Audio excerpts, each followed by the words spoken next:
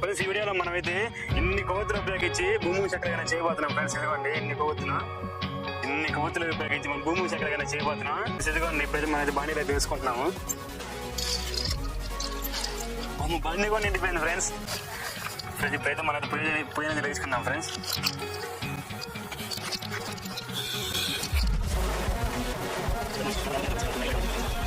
ఇదిగో ఫ్రెండ్స్ ఇక్కడ నుంచి నీళ్ళు పోస్తున్నాను.